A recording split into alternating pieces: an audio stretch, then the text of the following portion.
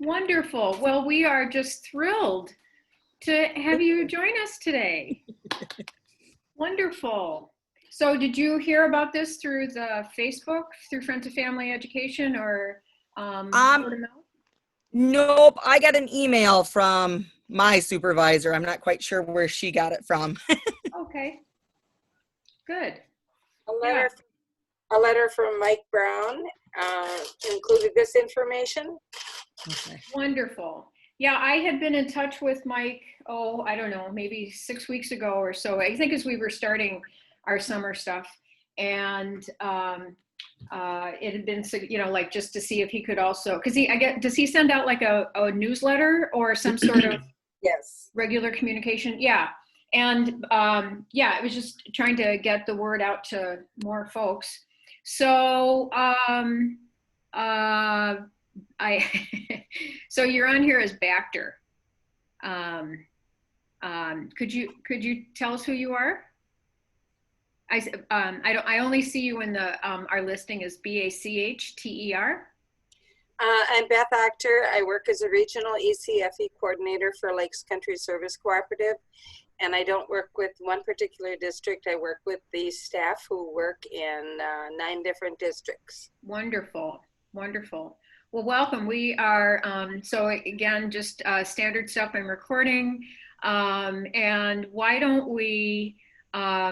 So why don't we just quickly go around? So those of you who are new, you can get familiar with anybody who is here today. I'm Susan Walker from the University of Minnesota, although they only have my soul for half the time now. That's all you need to know about me. Let's see, I'm just going to call on your names. Trina, you're right next to me in the pictures. I'm Trina Olson. I'm from Prior Lake Savage District. Wonderful. Jennifer W. I'm Jennifer Wenner, and I'm from the Minnetonka. Wonderful. Ellen. I'm Ellen Hafner. I'm a parent educator in Northfield. Wonderful. Diana. Oh. There we go. Hi, I'm Deanna. I am a parent educator with the Mounds View Public Schools. Wonderful. Thank you. Shelley. I'm Shelley Dorn. I'm a parent educator for District 196, Rosemount, Apple Valley, Egan. Wonderful. Thank you. Julia. I'm Julia Rhoda, and I'm an early childhood educator in the ECFE program in Inver Grove Heights, Minnesota. Great. Naomi. I'm Naomi Huso. I am a parent educator with Wayzata Public Schools. Thank you. Sarah. Sarah in her car. Yeah, my kid has something noon to 1 now on Tuesdays. I'm Sarah Hardy. I'm a parent educator in Edina. Wonderful. Let's see, Deanna, the other Deanna. Hi, I'm Diana Metzel, and I'm a parent educator in Sauk Rapids Race near St. Cloud. Wonderful, thank you. Tracy Henry. Hi, I'm actually the one that shared the information with Amber. She is starting with us this year. We're very excited. She's student taught kindergarten in our district and now is coming to join us doing ECFE school readiness and a VPK class, depending on what the governor says. That schedule may look different, but yeah, we're excited to have her join us. And I guess I'm kind of the early childhood coordinator for our district. And then I also teach full-time VPK. So I just wanted to join today to kind of see what this was all about. I did get the email from Mike Brown. Wonderful, thank you. And finally, last but not least, Deb Schmitz. Deb Schmitz, St. James. I coordinate ECFE in St. James and Butterfield. And I'm an early childhood teacher for ECFE and VPK. Fabulous. So again, just for the sort of the lay of the land is that there's no agenda for our meetings, although today I'm going to share just a little bit of information. But we really just have conversation. And this is just a space to share, to talk, to problem solve, to ask each other questions.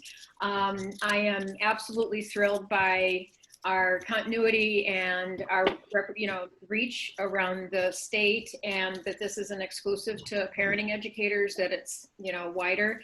So we don't have an agenda except, as I mentioned in my email, to just come with any questions.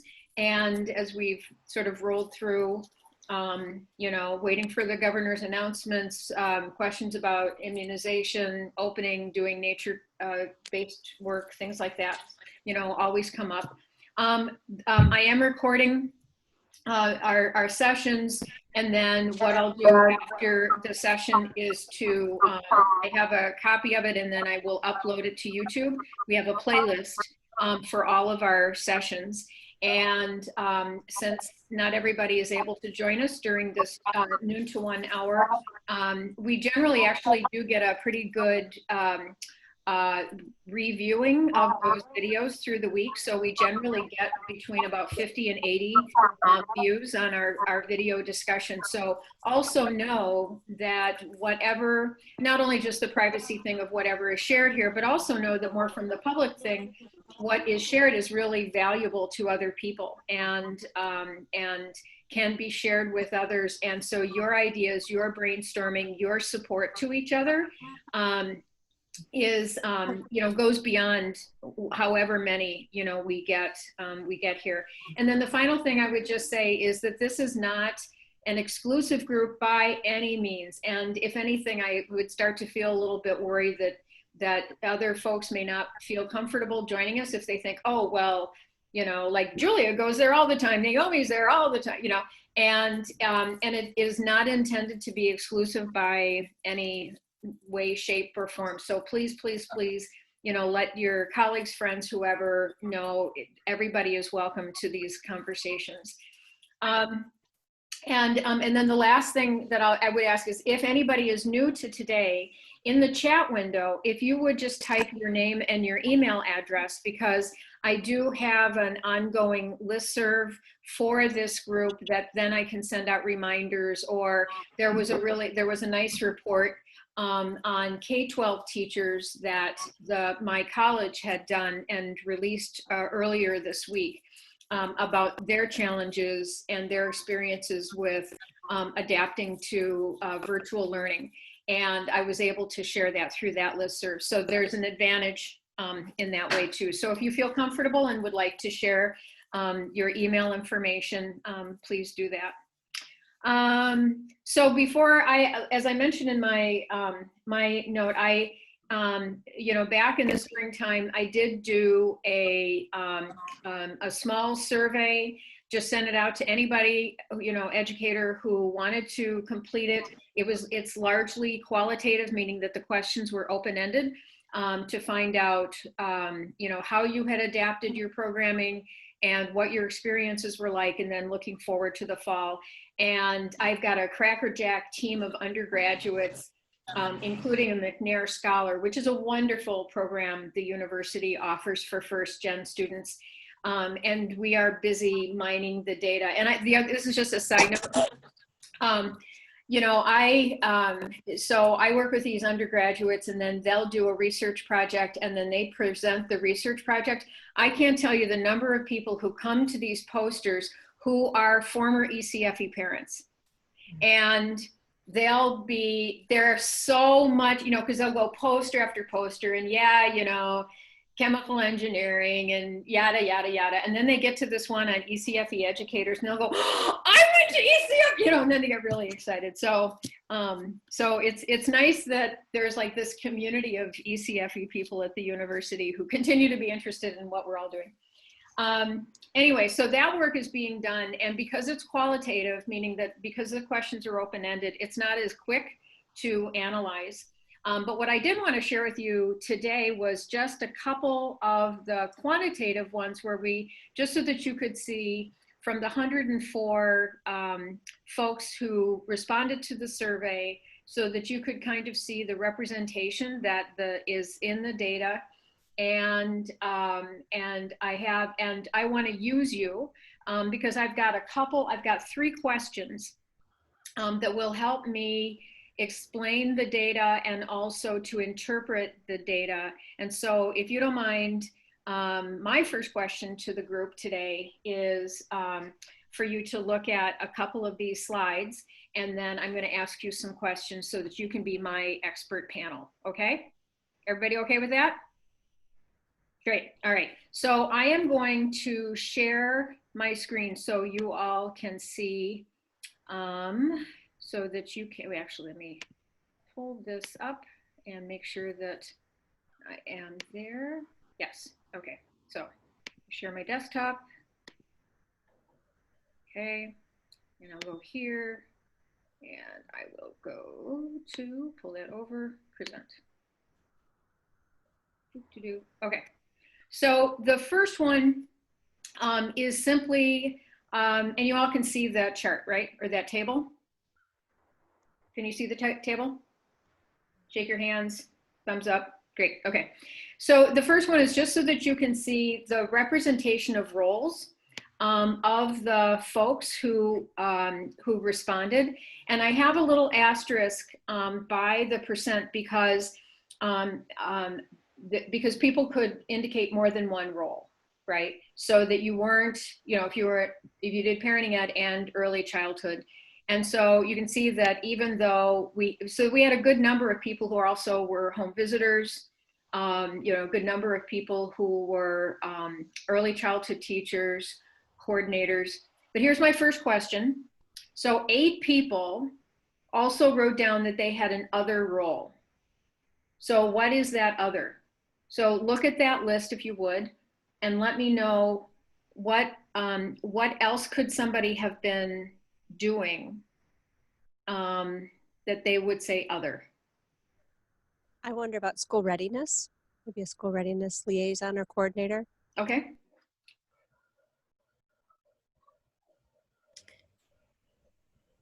I'm also an early childhood screener. Okay. Okay. I also work with our outreach team. Okay. So would that be outreach educator or? Yeah, we have an outreach specialist and an intercultural liaison. Yep. Okay. Great. Anybody else? And you can, I'm kind of limited in my view here to see the chat window. Oh, there we go. Now I can see the chat. Yeah. Okay. Maybe ECSE. Yeah. Okay. Now I'm cooking. Okay. Screener, maybe ECSE. Okay. So if you, as I go through these, because I don't want to spend too much time on this because this is your time, not mine, if you have additional thoughts on what other might be, please let me know. But you can see there was a nice distribution, so the responses are not all just parenting ed. Then the next, there we go. Then the next was, I asked school districts, and because I got so many individual school districts, then I clustered them. And I don't know if there is I couldn't find a map of school districts that have the school districts by region. Do you guys know, does something like that exist? So if you say that you work in the North Central region or something, is that indicated by MDE? Does MDE break you down by regions or no? No? It's a regional map that we select when we sign up for Menafee. Oh, okay. It's always on the back page and you select what section you're in, but I don't know whose map is that. Okay. Yeah, Menafee regions. Ah, see, Sarah, she and I are on the same wavelength. Okay, that's really helpful for me because what I want to do, of course, in sharing this is I want whatever people think of themselves, whatever region. So I just arbitrarily looked at a map of Minnesota, and I mean the metro I can kind of figure out, but anyway, so this is subject to change, but you can get a general sense of the breakdown, and there was, again, somewhat good distribution with the bulk of it being metro, okay? And then this is a busy table, and so I'm gonna share this. This is the same, this chart is the same as this table, but it looks prettier and is easier to look at. So then if you remember, for those of you who did the survey, I asked about, you know, and I gave this list of technologies, and then I asked, you know, what did you find valuable? What did you find least valuable? And then if you didn't use it, and there was a whole drag and drop thing, and you could prioritize them. And so this gives you an idea of, and the reason I like this is it gives you an idea of, if you look at the red, of what people didn't use, right?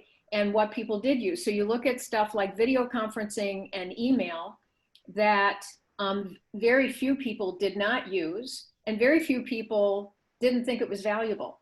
So I would interpret from this that of all the technologies available to folks, most people used video conferencing and email, and most people found those to be pretty valuable to their work, okay? Whereas, speaking for Parentopia, for instance, so in that case, if I only looked at the blue, and I see that about 50% of people found that it was valuable, but then I also look at the red and see that about 50% of the people didn't even use it, right? So that just makes that a little more relative. And then if we look over at learning management systems, and this, as a researcher, I always love it when data like verifies what I've heard in my real life. So when we all started our conversations back in the spring, some of you were talking to me about using Schoology and things like that. And what I heard from you was you loved them. You know, like you were pretty keen on the system that you had to use, right? But not a lot of people used it. So on one side, we could say, well, there was sort of an iffy, people sort of liked the learning management systems, but the problem is most people were not using them, right? So that's why I think this data is useful, because it also shows us what most people were using. So, and then that sort of middle level of stuff like texting, where a lot of people didn't use texting, but the people who did use it liked it fairly a lot, right? A lot of people didn't use Facebook that much, and the people who did use it sort of found it valuable. And then like with the district websites, there were a number of people who, a lot of people did use it, but I would say district websites came out to be probably the least effective or the least valuable technology tool for you as educators. So here are my two questions. First of all, let me get this. So does this chart make sense to you? Or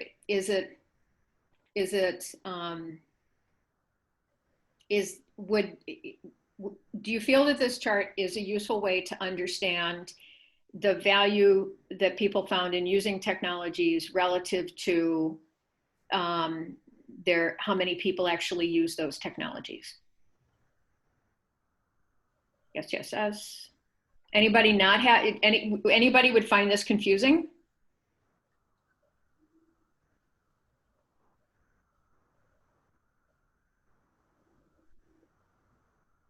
Okay, then more examples of, whoops, I'm trying to, let's see, but the chapter. More examples of district management systems. Oh, you mean like the learning management systems, Deanna? You mean so beyond Schoology? Yes, I'm sorry, learning management systems. So Schoology, and what other systems might schools use? I'd say Seesaw.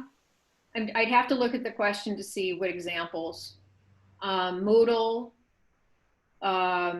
If you're using, I know Naomi's district is going to start using Canvas.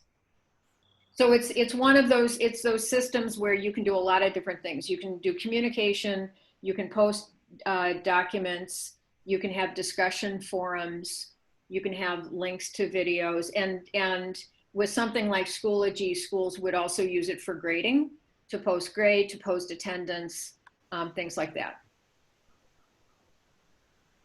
So, and I would guess that the reason that the bar for learning management system is so high for do not use or didn't use is because not all districts have them or use them or apply them in community ed. Yeah. So in our case at Mounds View, we were using Google Docs, Google Meets. And so would the Google Meets fall under video conferencing then? Yeah. So in that case, yeah. So Google is kind of a suite of tools.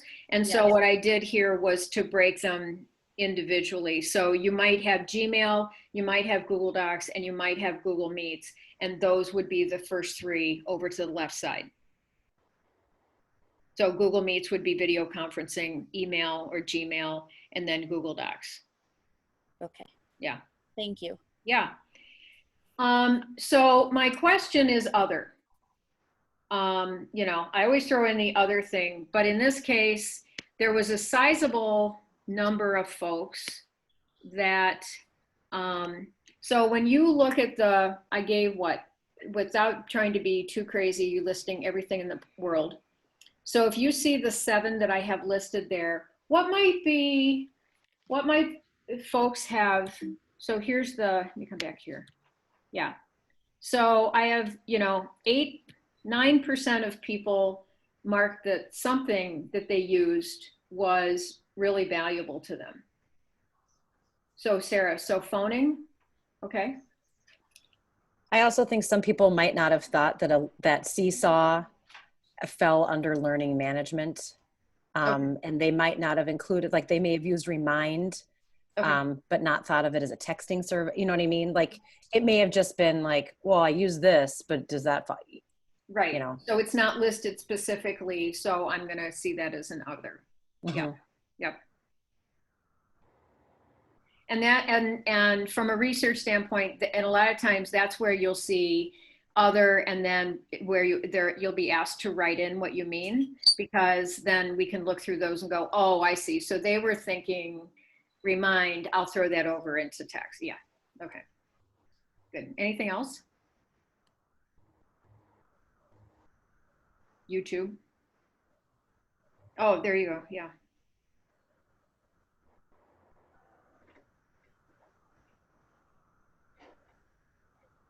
Okay.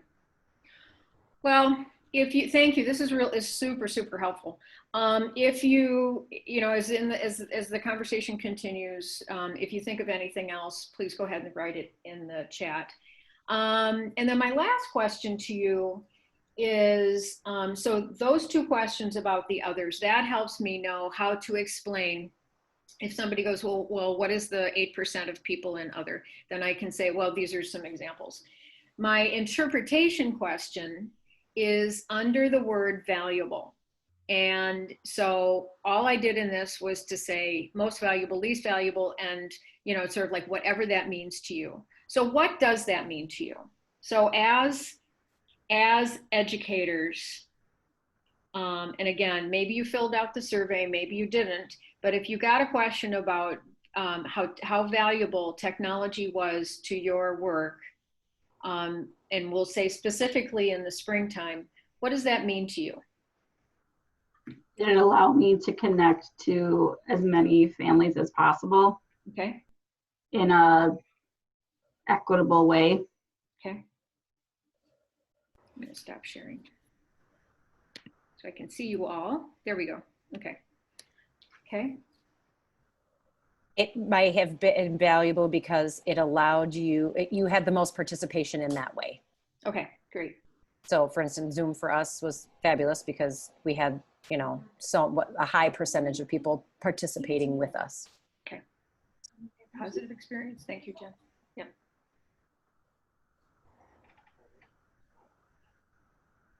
Thanks.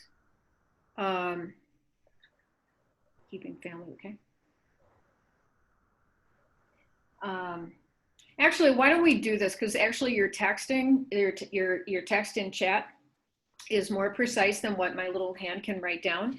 So if we could just take like 60 seconds, and if you feel comfortable, whatever the word valuable to you means, if you would write that in the chat window, that would be super, super helpful to me. So how would you interpret the word valuable when it comes to using technology in your work in the spring of 2020?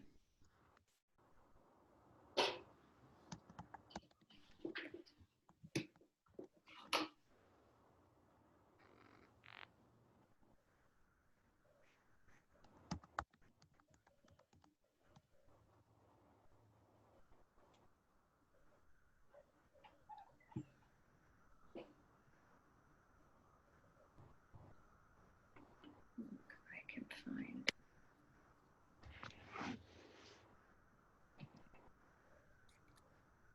Okay, that's done. Yep. One.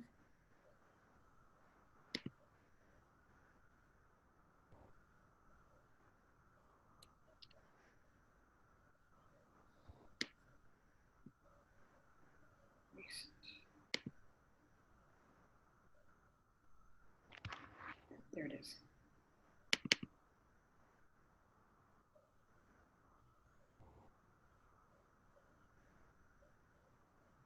Okay. Good. Wonderful. And because you're all so fabulous, I'm going to give you a sneak peek at so basically, this is what I've done with my students.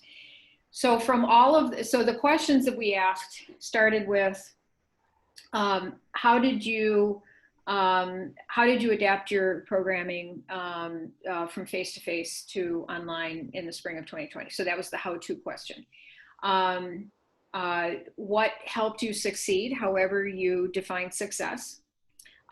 What would you have, what did you need maybe that you didn't have, right? Tell us about your overall, what was the experience like for you? And then looking ahead in your work, what would it take to adapt programming to meet the needs of families in, I think, probably fall of 2020? And then what resources would you need to do that? Or what resources would be needed to do that? And then finally, is there anything else you'd like to tell us? So what we've been doing is I've distributed the questions between the students and myself, and we've gone through all of the responses, and we've come up with, like, what does that response say to us? And then what is a word or code or codes or labels that we would say for that response? And then we've come back together and shared, and now we're at the point of looking at synergy. Like, what are the major themes that we are seeing across all of the responses from these 104 educators? And so I'm going to give you, because I love you all so much, a little sneak peek of this poster. I will probably adapt it myself because this is what the student is doing.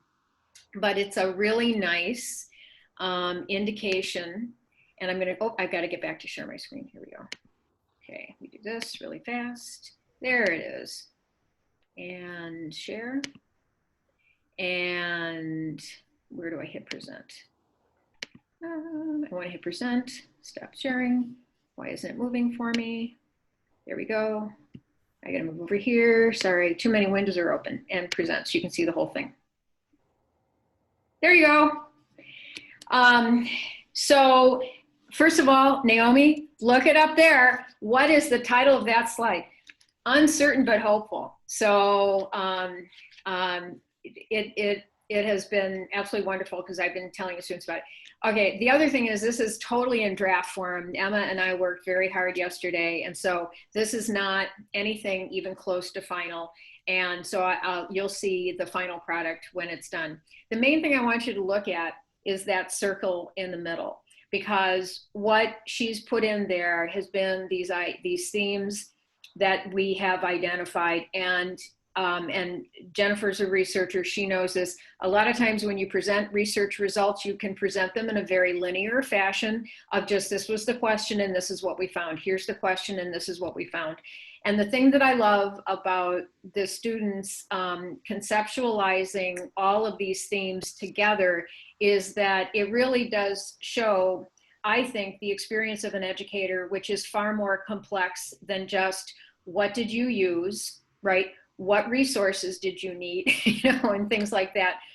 And the other thing, and I feel like I'm giving you the punchline, but the paper, the presentation that I think is most meaningful, because quite honestly, if you looked at that K-12 report that I sent the other day, so two important things here.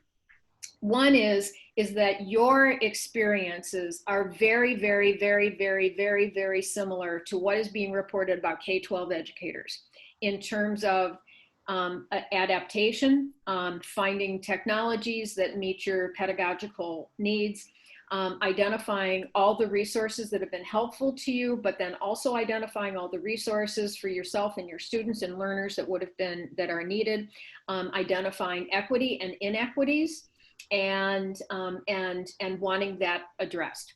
And so that's one really important thing, because in my mind, early educators and parenting educators are like, you guys don't get nearly the amount of attention that you should. And so I really like this parallel. I mean, this is why I do this research, is so that we can see these parallels between your work, because I believe that if they see that you have similar needs, that hopefully there would be some synergy in sharing resources and trainings and that sort of thing.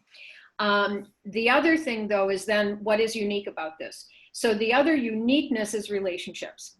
And one of the big things that in that final question about as you adapt and move ahead, you know, what is going to be needed, that the educators clearly identified 3 priorities. One is on instruction and pedagogy and curriculum and all of that, and finding good technologies to do it, right? That's your job. The second one, though, is on relationships, because it is such a key component and so essential to who you are and what you do, and the meaning that your families have, and the families with each other, and your connection with their children, right? So relationships is unique. And then the third thing, and this is the thing that excites me so much, is that goldenrod color there, which is emotion.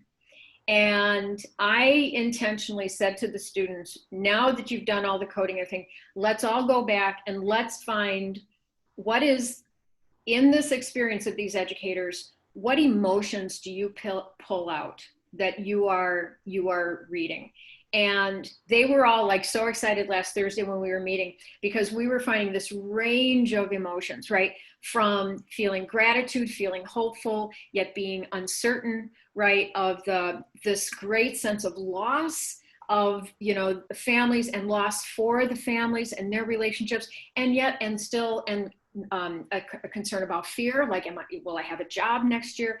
Anyway, that complexity of the emotion of the realities of your work, I think I really would like to bring out, because that's the reality of us as human beings. And I think that very oftentimes as workers and as teachers and whatever, it's really more just about what we do and, you know, filling butts in seats and teaching certain content and things like that. And it does not at all capture the challenges and the joys that we also get from the work that we do, right? So anyway,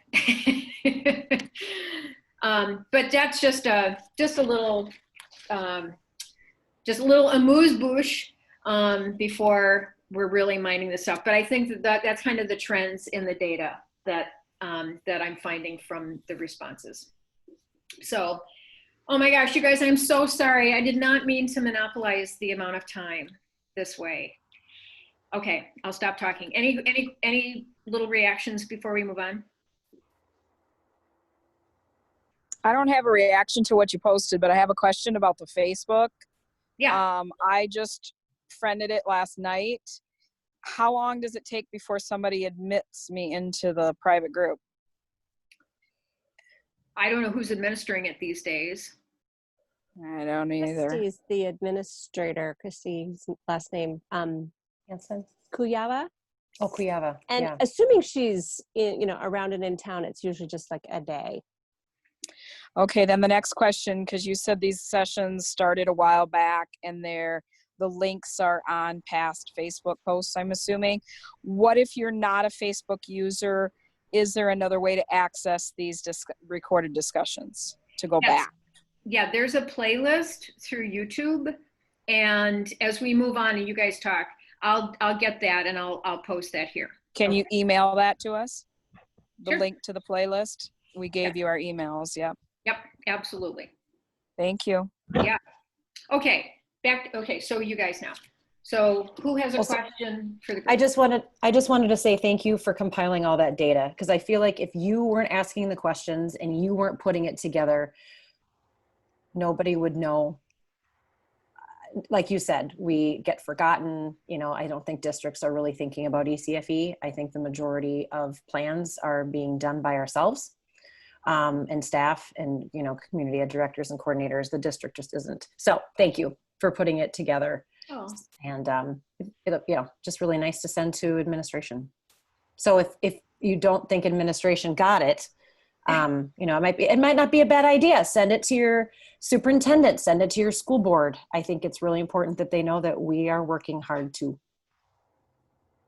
Good, thank you. And I will have, I will, right now, like I said, this is very preliminary, and I am anticipating having like a really report, like in a PDF form, that I'll have available in the next couple weeks. So those of you asking about sharing it with coworkers, that will be available then. And then Manafi has asked me to do a training that is like at the end of September. So easily by then too, all of this will be out there and shared and all of that. But because you're wonderful and you're here today, you got a sneak peek at kind of what we're learning.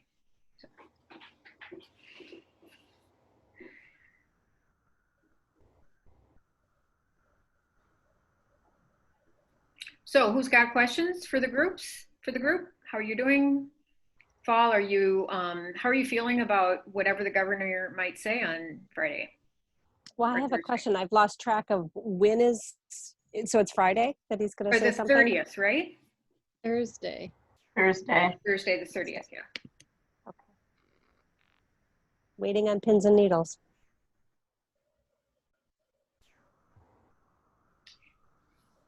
And so, okay, this is a dumb question, but I know there are no dumb questions. So what is it that you will hear on Thursday that will change your world? Anything? Or will it be big? In my district, both the ECFE director and the community ed director have been saying all along, or I don't know, for the last few weeks or month or so, as we're going to wait to finalize our plans after we hear from the governor. So we just haven't really heard anything until we hear from the governor. So they'll hear something and then they're able to finalize. Okay.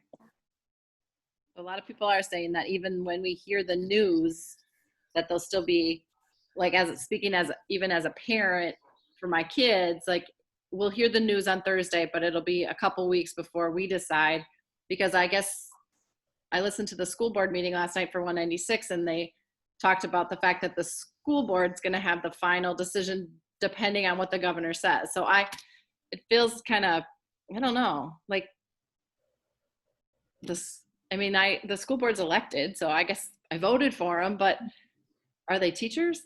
I don't know. There's just I felt a little uneasy about it.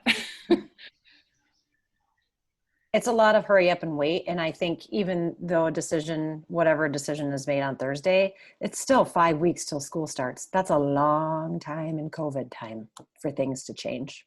Mm-hmm. So, you know, they may decide one way on Thursday, and then in 2 weeks we're like, whoa, we need to back up the truck and reevaluate. So I guess I'm a little frustrated too, and I emailed June Reineke on behalf of VPK, my VPK. But nothing, everything's K-12. So I said, when are you guys going to send something out? Is there going to be something specific to early childhood? What about ECFE, school readiness, VPK? Nothing gets mentioned in there. And I was still told to look at the COVID-19 update pages and that there be something coming out too. But will the governors actually address early childhood? That's one of my biggest things. It's like, oh, we're waiting on pins and needles for this information, but will it even be specific to early childhood? And one of my fears, which I shared with my colleague Deb Schmidt, she works in St. James, she's on here too, is could they come on and say nobody under the age of 5 is going to go into school? And they could. I would hope not, but then where's my job land? Are any of you licensed for other grades? I also hold a K-6 elementary license, and then a 7-8 English license. I'm just, in the back of my mind, I'm just wondering if they'll be like, we don't really need you in ECFE, but we could have you do 5th grade over here. I mean, I don't think they can. I'm not a, oh, sorry. I'm getting some feedback. Here, maybe I'll mute. Here we go. Okay, I'm trying now. Oh, someone's not muted, I think, and it's bouncing back. Ooh. Sorry, this is really annoying. Oh, it stopped. Yay. Okay. I'm not I'm not contracted. I'm paid according to the contract, but I'm not contracted because I'm under that umbrella or whatever. So I don't think they can force me to go, but it's just something I thought of. I was just curious if anybody else had also other licensures and was wondering.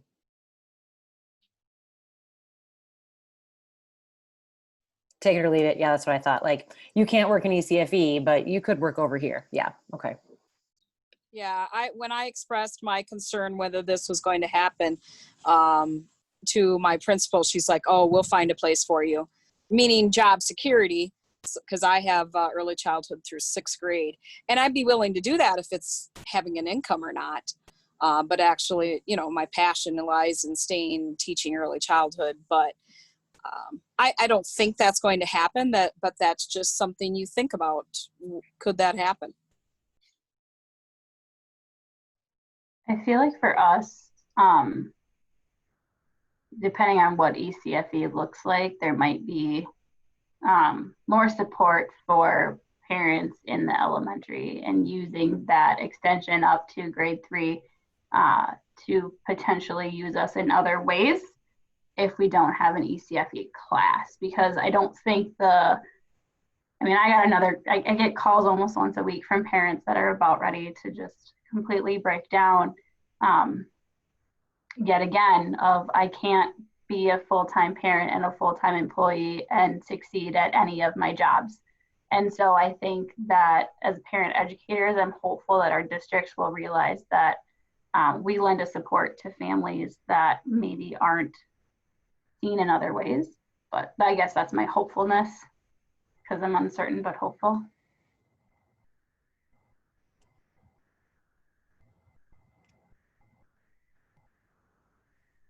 I'm really curious if any of you have sent a new survey out to families to gauge interest, if they'll come back in person, if they'll come back virtually. Has anybody done a survey like that? Our district sent one out K-12.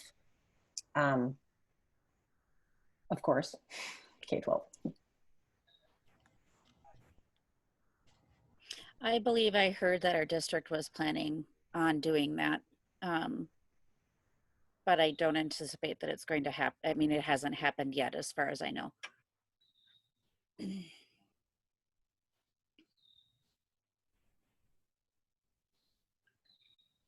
I'm just not sure how they can get it out and get feedback in a timely manner before school would start. It sounded like earlier in our conversations this summer that there's some variety too in terms of some of you have catalogs out and they're collecting registration, and others are kind of waiting, or they're kind of depends on if classes fill or whatever. Is that kind of mixed across the state?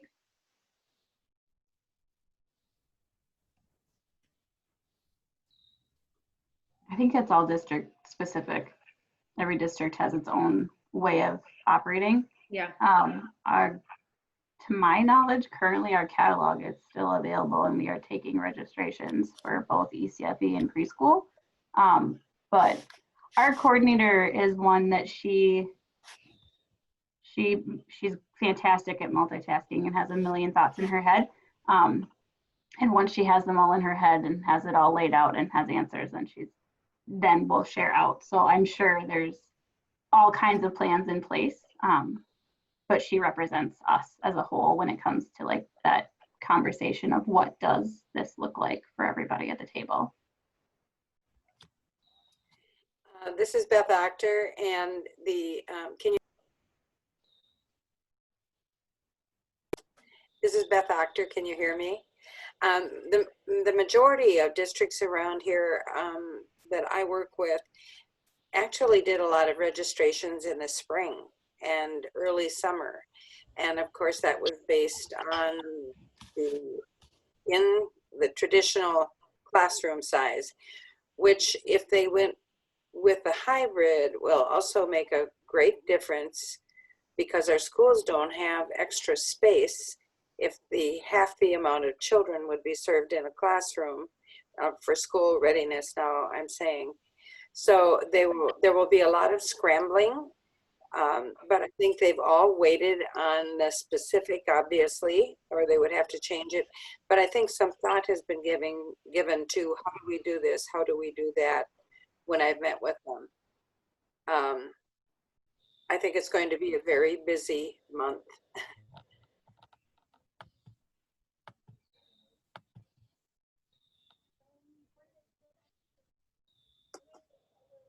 Are other folks, early childhood teachers, parent educators, unsure about whether they're going back? Because in terms of, I guess my question is, have other districts laid staff off? Our entire ECFE program has been laid off. We were laid off at the end of May. I was just curious to see if that has happened to other folks. I feel like that there's a whole piece there for me that feels very uncertain too. In the districts I work with, those staff have their contracts for fall, and so they would, and you know, the funding so far is still there, and so they would be doing whatever means they could use to connect with families.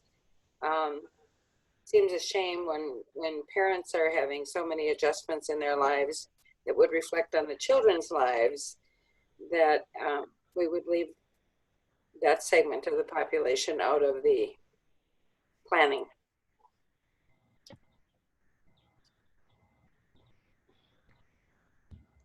I can speak. Prior Lake Savage laid off all ECFE school readiness during distance learning. We rolled it out for about a week, and then the decision was made to pull the plug based on district finances. So we are assuming we've heard our assignment, and now we're just waiting to hear what the governor says as far as fall goes, but are assuming that now we will be re-engaged. And we also have been in conversations with our teachers union, and they also have talked about the right for us to be offered something comparable within the district, and then having a first right of refusal if it is not a good fit. So there's lots of moving parts with our district as well. Karina, I'm curious, who made the decision to put ECFE? The school board? Was it community ed? It was a community ed superintendent decision, is my understanding. And it was made very quickly early in the process. Do you feel like ECFE is valued in your community, or do you feel like? Yes, it was a very big shock to our families, and a concern of mine is how do we recover with this as part of how family relationships were devalued. So yeah, that's really tough, because I know a lot of districts, some districts are like, yeah, ECFE, we don't care. Yeah, we heard a lot from families and they were very vocal. So that helps me be hopeful that there's some good coming from our district. I think they know that that was a quick decision and that they need to think a little deeper on who was impacted by that decision.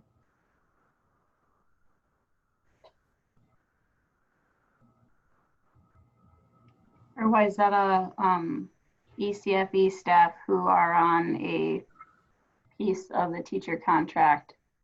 We received our hours, our letter of agreement, but we don't have assignments, and the assignments we've been told will come once the decisions are made.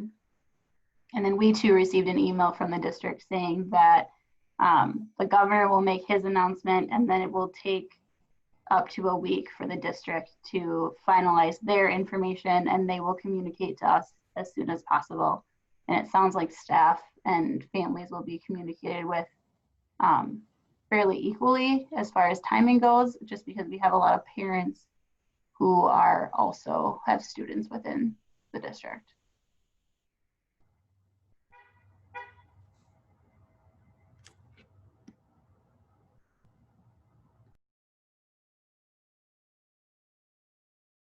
So is this sort of trickle down communication? I mean, does this like, are you waiting a week or 2 weeks? I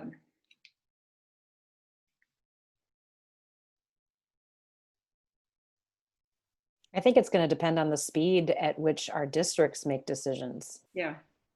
You know, I mean, we're anticipating, I mean, we're going to roll out our registration in August, and we're going to see who registers, and obviously that'll change if the governor has some different things to say, but I feel like it's going to be how fast community ed and coordinators work together.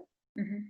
And that could be in some districts a week, and other districts that kind of drag their feet, maybe 3 or 4, or right before school starts, which is not fun for anybody. I really hope that it doesn't take that long, because boy, this sitting and waiting is just yuck. Yeah, and then, oh, I'm sorry, Deanna, I was just noticing your thing too about grants. I mean, that's an added factor about, you know, it's one thing if you have everything relatively consistent, you know, but then on top of it, is this money that you're waiting on to run programs, or?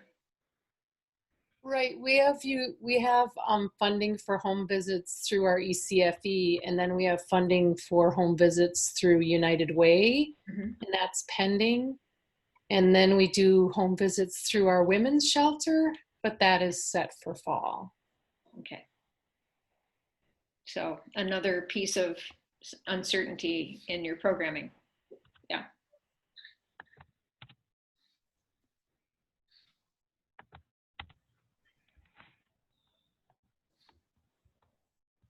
I've been impressed with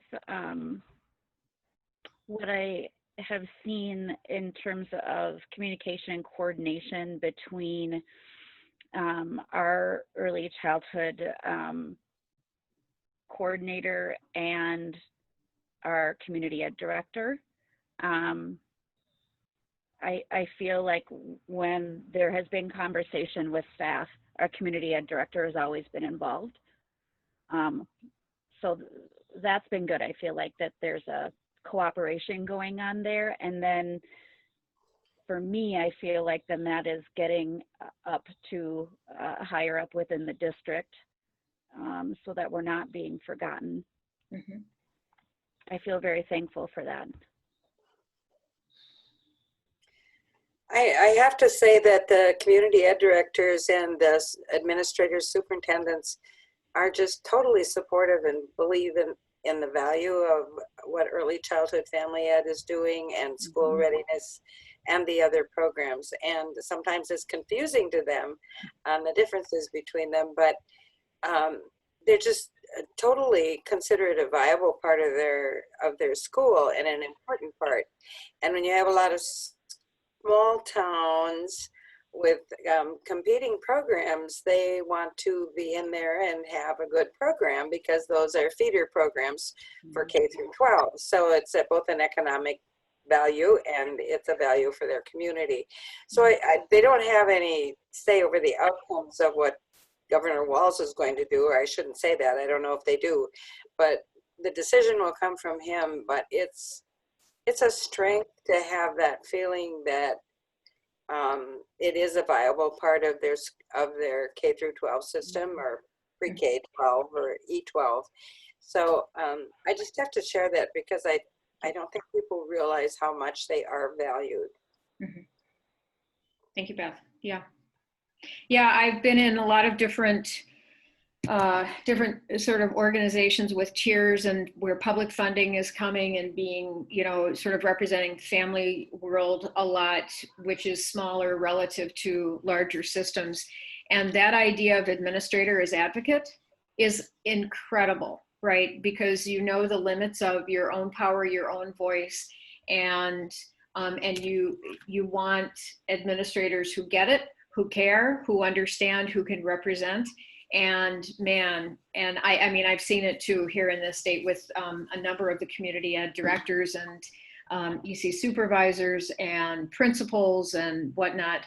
And I have to say too, there is such a legacy of support and love for ECFE by families that, I'm struck, Trina, by, what you're saying about, when all of a sudden it stops, sometimes it's sort of like we discover the role of technology when we all of a sudden have to use it. Well, we understand the value of something when someone takes it away from us, right? And so, yeah, I mean, and just the feeling for us as educators when we have not only the support of our families, but the advocacy, the good advocacy that comes from an administrator who is at the table with other leaders who can really speak on our behalf and protect the budget. Yeah. Thanks, Beth. I appreciate it.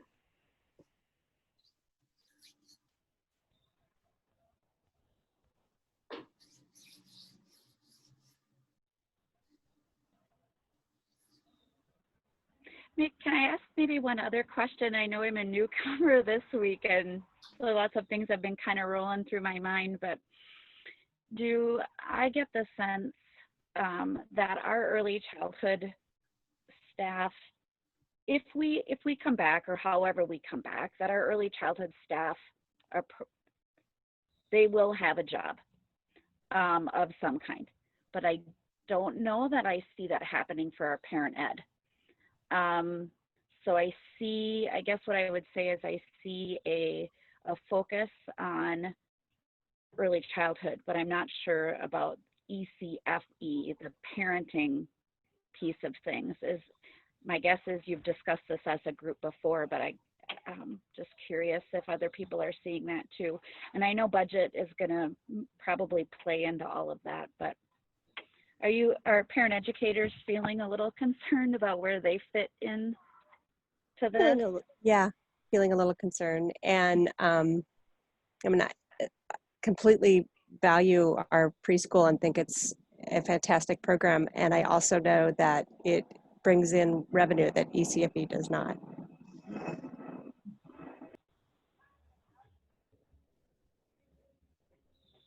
I'm really sorry that you're feeling that, Deanna. That's really hard, especially when you know how valuable it is and how needed it is. I think it was Naomi who said how important it is right now that parents district-wide are getting support.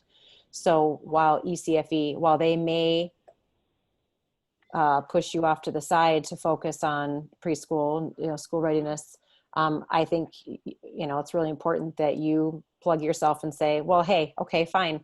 There might not be parent ed for ECFE, but there can be coaching and parent ed opportunities for the elementary families in the district. Sure. So if that does happen, I think we could all help you create a statement if you're, feeling like, oh, I don't know what to say, to advocate for yourself and to advocate for the families in your district. Because that would really I'd be very sad for your ECFE families if that was the case. Mm-hmm. And I think they would be sad to not have you in this insane time when they need support and research-based strategies more than ever before. Great. Thank you for your support. I appreciate that. Yeah, I've kind of thought too, it's like, oh boy, maybe now more than ever could parents use this support.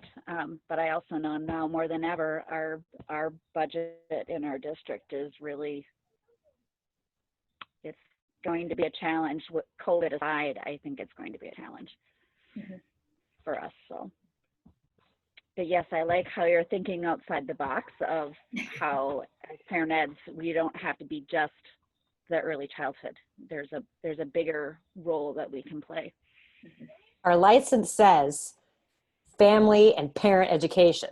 It doesn't just Right. say birth to 5 parent education. I mean, let's face it, the majority of us are content, before I had elementary aged kids, people are like, oh, what about my 5th grader? I'm like, I don't know. I don't have a 5th grader, and now that I have a rising freshman and a rising 7th grader, I'm like, oh, sure. We can talk about those 7th graders. I've done that. I'm doing it now, so anyway, but yeah, keep in mind that, yeah, we are more than just the birth to 5. Well, I do think too that our district had some, we were, at least with our coordinator and even our community ed director, I feel like there was some discussion leaning that way towards how as parent educators could we play a role in a larger district with families. So I think that thought has definitely been considered, that approach. And I would say that there's just I just wish people understood the work of a parenting educator better. I mean, actually, you all in this state have an advantage because ECFE's been around, and even if people have attended ECFE, they have some sense of a parenting educator. In the rest of the world, I don't think they have a very good sense of it. Or it's a very defensive kind of thing. But from one who has trained parenting educators in this state and has worked with them, and it's that set of skills and that set of knowledge that you all have in terms of facilitating safe spaces for families to share and problem solve together, supporting that individual parent's own human development and supporting that individual in the role of being a parent. That cross-developmental knowledge of ages and stages of children, that, yeah, maybe more of the focus is on early childhood, but you have the basics of human development down that will serve you very well into those later years. I mean, that the basic role is not necessarily the content knowledge. I believe it's the artistry that you all have as educators, as facilitators, and in the role of supporting parents to come together and learn together. And I just wish more people understood that, because, and as you are all pointing out, and many of you are also facing this as parents, now more than ever, that's what parents need, right? But the concept of what parenting ed is, unfortunately, can be very behavioristic, very short-term, very intense, very emergency room. We're dealing with a parent who has abused their kid or something like that, and which is totally not what we know parenting education is valued for. And I mean, it's good for that, right? But it is so much more than that. And just in my heart of hearts, I wish that there was a better understanding of the value of what you all do. It's my very long-term ambition is that eventually ECFE will be birthed through 18, and then we'll also have support groups for those sending kids off to launching kids into the world. Yep, there you go. There you go. Well, you guys, we're past 1 o'clock. Thank you all. I don't, want to hold you from your summer afternoon activities, whatever that means. But thank you for today's meeting. Thank you. I apologize for monopolizing the first half of our time on the researchy stuff, but I will thank you for your contributions and participations, because that helps me a lot with the interpretation and explanation. But our back half conversation, I think, was really, really helpful. And I know that those listening too will be very much supported by listening to us today.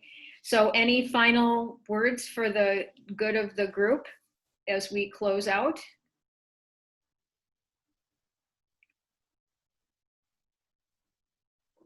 Any final questions for anybody? No? All right. Well, high fives all around. We should have a little high five emoji. So everybody have a great day. I will do a follow-up. For those of you who are new, I'll do a follow-up email with a link to the playlist. I generally have those out by the end of the afternoon or within the next couple hours. And you can go and see other ones. And then we will meet again next week at noon. And same link, so we don't change the link. So the Zoom link is the same, but once you're into the listserv, I generally will send out an email in the morning. Okay? All right, everyone. Thank you. You're amazing. Have a great week. Thank you.